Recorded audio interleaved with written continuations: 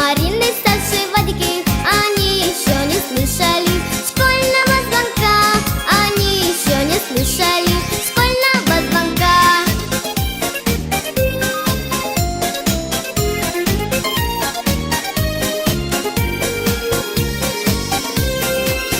На уроках не спят, только ручки скрипят над тетрадкой по чистописанию. Только пишем мы так все наперекосяк. Ну за что нам такие страдания? Только пишем мы так все наперекосяк. Ну за что нам такие страдания? Сережки и Наташки, теперь мы первоклашки и смотрим на